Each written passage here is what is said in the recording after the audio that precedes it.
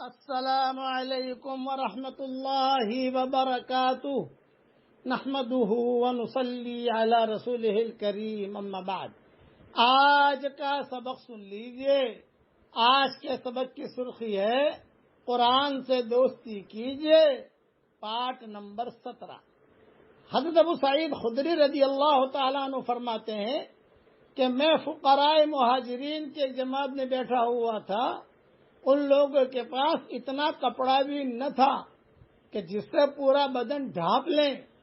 بعض نے بعض کی آڑ لی ہوئی تھی اور ایک صحابی قرآن شریف پڑھ رہے تھے کہ اس دوران رسول اللہ صلی اللہ علیہ وسلم تشریف لائے اور بالکل ہمارے قریب کھڑے ہو گئے۔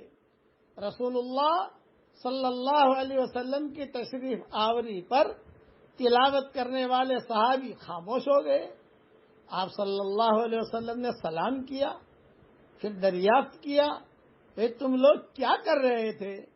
ہم نے عرض کیا کہ یا رسول اللہ، ایک تلاوت کرنے والے ہمارے سامنے تلاوت کر رہے تھے، ہم اللہ کی کتاب کی تلاوت توجہ سے سن رہے تھے۔ رسول اللہ صلی اللہ علیہ وسلم نے ارشاد فرمایا، تمام تعریفیں اس اللہ تعالی کے لیے ہیں کہ جنہوں نے میری امت میں ایسے لوگ بنائے کہ ان میں مجھے ٹھہرنے کا حکم دیا گیا۔ اس کے بعد رسول اللہ صلی اللہ علیہ وسلم ہمارے درمیان بیٹھ گئے تاکہ سب کے برابر رہیں، کسی سے قریب کسی سے دور نہ ہو۔ یہ عمومیت تھی رسول اللہ صلی اللہ علیہ وسلم کی۔ پھر سب کو اپنے ہاتھ مبارک سے حلقہ بنا کر بیٹھنے کا حکم فرما دیا۔ چنانچہ سب حلقہ بنا کر رسول اللہ صلی اللہ علیہ وسلم کی طرف منہ کر کے بیٹھ گئے۔ حضرت ابو سعید خدری رضی اللہ تعالیٰ عنہ فرماتے ہیں، میں نے رسول اللہ صلی اللہ علیہ وسلم کو دیکھا کہ آپ نے مجلس والوں میں میرے علاوہ کسی کو بھی نہیں پہچانا، اور آپ صلی اللہ علیہ وسلم نے ارشاد فرمایا، اے فقراء مہاجرین کی جماعت، تمہیں قیامت کے دن کامل نور کی خوشخبری ہو، اور اس بات کی بھی کہ تم مالداروں سے آدھے دن پہلے جنت میں داخل ہوں گے۔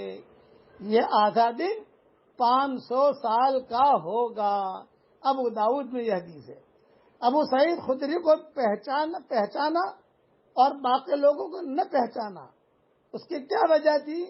علماء نے لکھا کہ شاید یہ وجہ تھی کہ رات کا اندھیرا تھا، اور مدینہ منورہ میں اس وقت میں چراغا تو تھا نہیں، رات کا اندھیرا تھا، اور ابو سعید خدری چونکہ آپ سے بالکل قریب بیٹھے ہوئے تھے، اس لیے آپ صلی اللہ علیہ وسلم نے ان کو پہچان لیا، باقی لوگوں کو آپ نہ پہچان سکے۔ یہ قرآن اللہ کی رسی ہے، اسے مضبوطی سے تھامیے۔ اللہ تعالیٰ اس رسی کو مضبوطی سے پکڑنے کی ہمیں توفیق عطا فرمائے۔ غفلت کی وجہ سے اللہ کی رسی چھوٹ تو سکتی ہے، لیکن اللہ کی رسی کبھی بھی ٹوٹ نہیں سکتی۔ اللہ تعالیٰ اس قرآن سے فائدہ اٹھانے کی ہم سب کو توفیق عطا فرمائے۔ آمین۔ وآخر دعوانا الحمدللہ رب العالمین۔